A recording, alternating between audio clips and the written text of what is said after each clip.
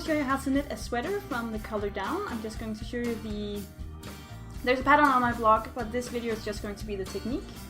And this video is going to be part number 1. Part number 2 comes next week, hopefully.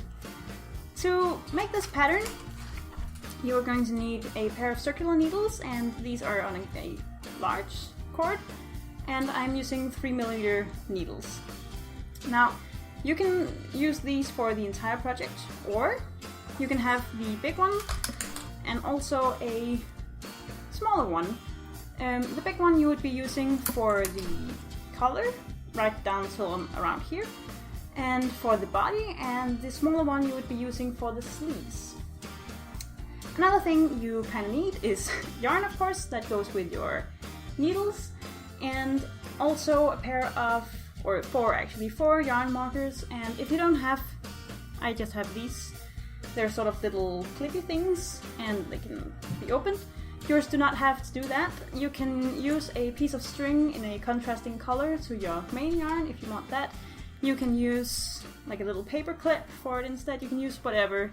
As long as you have it, it really makes the pattern a lot easier when you can see where certain things are.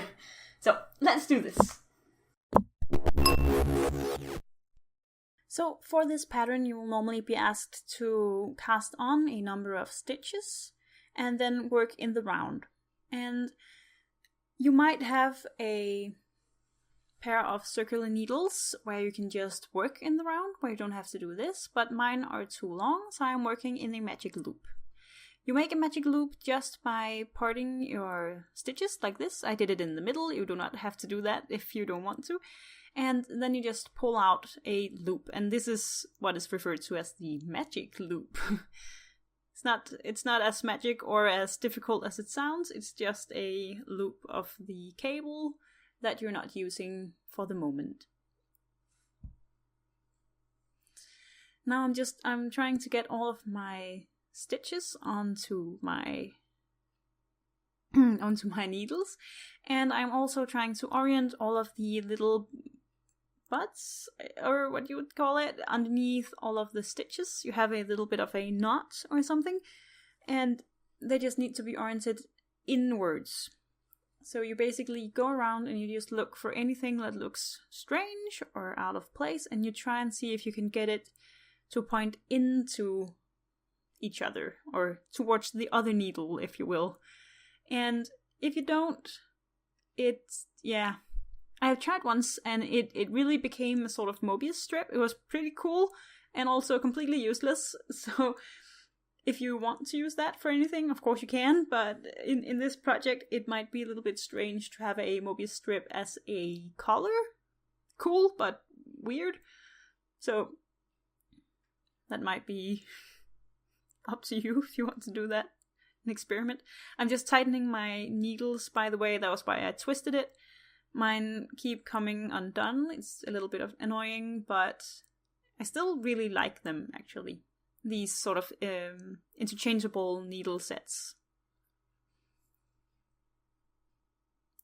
So at this point you just need to figure out what is your working needle, and it's the one where the yarn is coming from. And I am using this row counter as a stitch marker. It can just hang on the stitch or on the cable. So I'm just slipping it onto the working needle. And then I am putting my working needle in the back and pulling out the needle, and then pulling out the stitches onto the cable. And if you do it this way, this is my preferred method. I don't know if there's any other way of doing it, but if you do it this way, make sure your working yarn is in the middle. So between the two needles. Do not try and put it behind or in front of the working needle. It just needs to be in the middle of the stitches, if that makes sense. Because otherwise you might put a loop of yarn onto the working needle and thereby making a yarn over, and that's a bit unfortunate. So for my collar, I decided to do ribbing. So I'm doing 2 knit stitches and then 2 purl stitches. And I'm doing that all the way around. When you get back to the beginning, this is kind of why I marked my first stitch, because you can't always really tell where the front is and where the back is. So when I get back here, I am of course increasing my row counter, but I'm also realigning all of my stitches. I am still a little bit afraid of getting them mixed up and twirled around, and therefore I am just realigning them at this point. And it will become much easier once you get past this point, but in the beginning there is a little bit of a risk of actually getting it twisted. And then I'm just continuing on in my rib pattern, as you can see here, with my stitch marker dangling down here, reminding me that this is the first row and not the second. So I think I made 15 rows for the neck part, something in that ballpark. And now I'm just shoving the needle to work from back into the work and pulling out my working needle. And now I need to start the round where I want to place my stitch markers. This is the part of the pattern that really makes it so easy. I think of all of the sweater patterns I've looked at and tried out and all of that, this is really the point where I was like, wow, this is great. Because after you've placed the markers, you really only need to work up until the marker, then you need to do something, and then you need to keep working. There's nothing that you need to really remember other than where's my marker. And then when you come to the marker, you can see whether or not it's a round where you need to increase, or whether or not it's a round where you need to just knit all of the stitches. So in your pattern, there will be some count of when you need to place a marker, and there will be 4 on the entire round.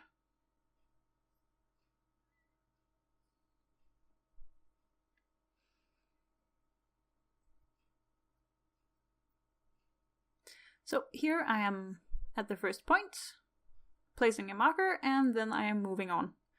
So that's basically it. On this round you don't need to do anything fancy, but on the next one we need to actually increase at every stitch marker. And from there on you're doing 2 rows.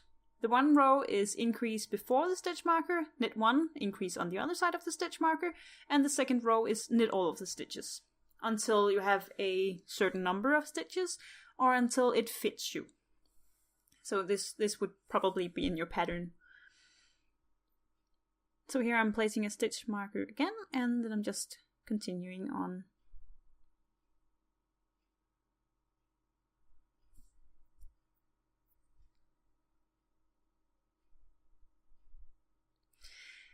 When at the next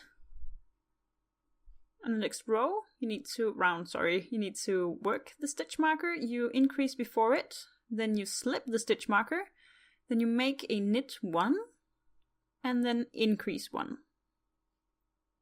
And then you just keep on working until the next stitch marker. Now, I am doing yarn overs, which gives me holes where I have increased. You do not need to do this if you want to have a hole-less sweater. You will just do a normal increase here. Now, I had my stitch marker on the cable, which was not very fortunate, so I just didn't knit the last stitch, and then I just scooted it over to the other side of my round, so that now I have one stitch before my stitch marker. So this would be wrong, right? So I can't slip it before I increase. So now I've knitted 1, I've increased, then knitted 1, and increased. And then I need to go back and place my marker. And it needs to always be right behind the knit 1 in between the 2 increase stitches. So it needs to be right here. Because if you slip the stitch marker and then increase, then you're going to move the stitch marker away from your increase stitches. I'm just slipping my stitches back here. But basically, if you increase after the marker, then it's not going to be beside this spine you have anymore.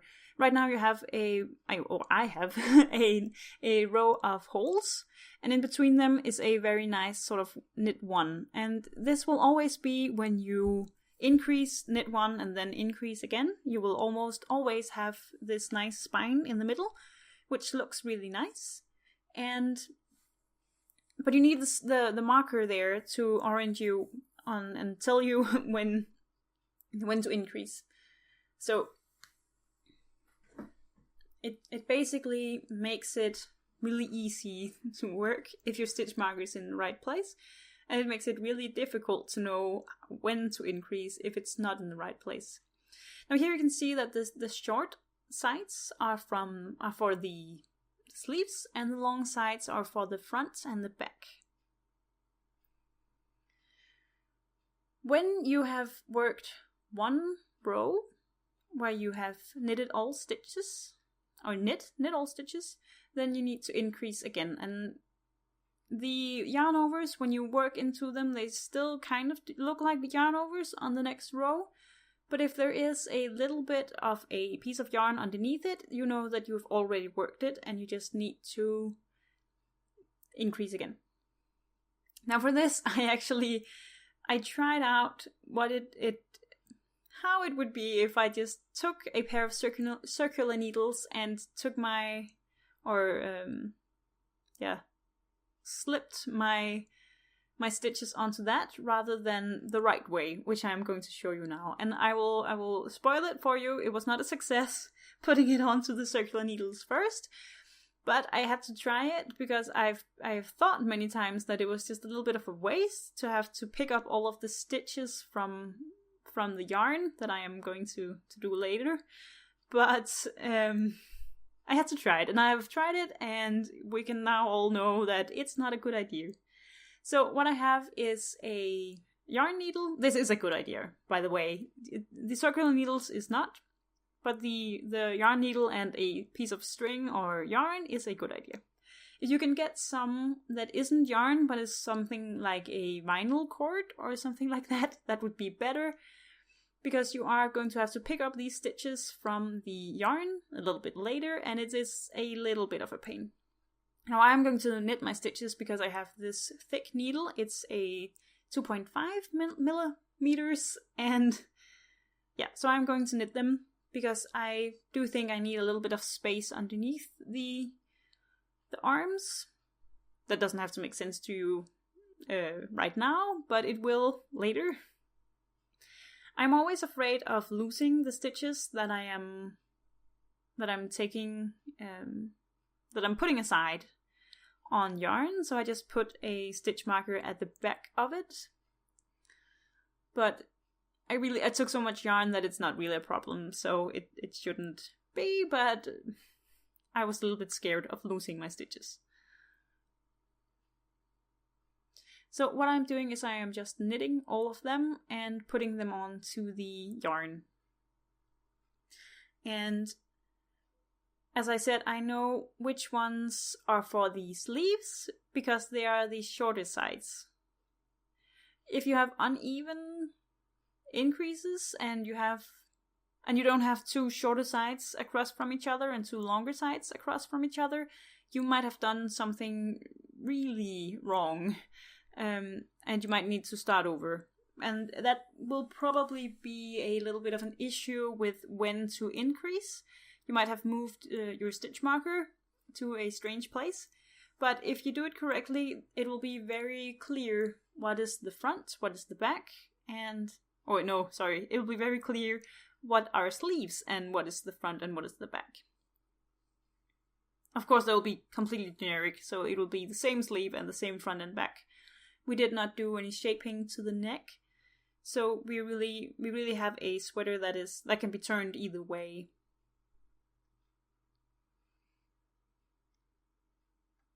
So now I have all of my stitches on my yarn, and it sort of folds out nicely when it's on the yarn. You can see over here on my circular needles, it's all sort of scrunched together, and I put rubber bands on the needles for it to not fall off, but it really was a failed experiment, so now you don't have to. I tried it for you, it's not a good idea. But the side where I put it onto the yarn, I can now try that on and see if it fits. Because it's on the yarn rather than on some very small circular needles. So here we go. I'm just putting it on as a normal sweater and seeing whether or not I like it.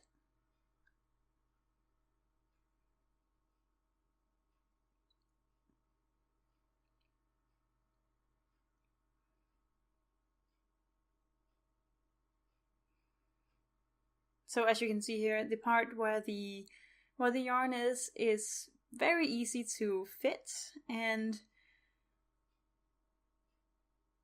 it would be a pain obviously to try and knit until it fits. It's a little bit easier to find a pattern with a stitch count you can actually go to. But you could, if you wanted to, you could sort of try it on once in a while and just see whether or not it fits you and looks good and that.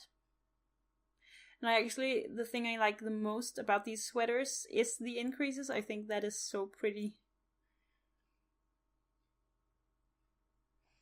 So I determined that I liked the size of it.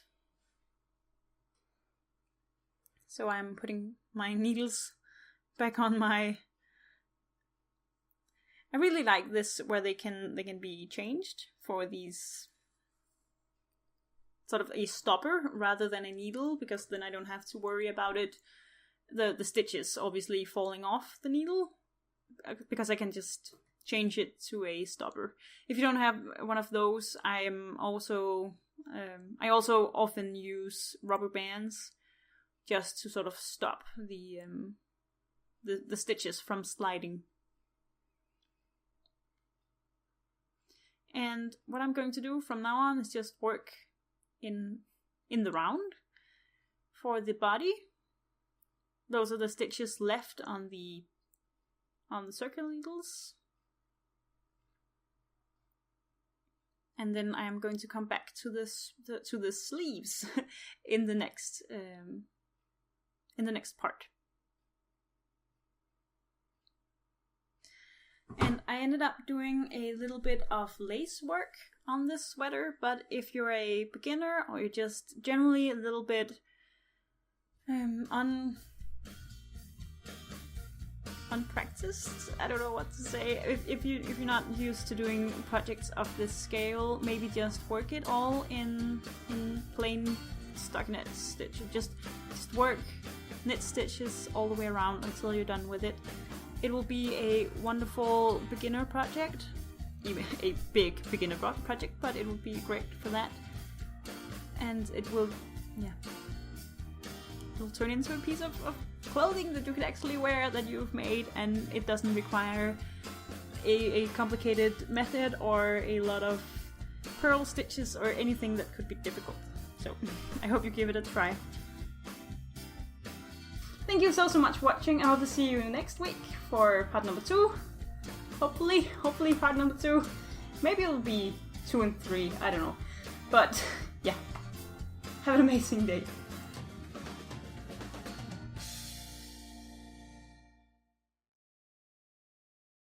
Needles, and it should be on a big cord, and I am using 3mm hooks. Needles! I'm using 3mm needles. Sweet! And to use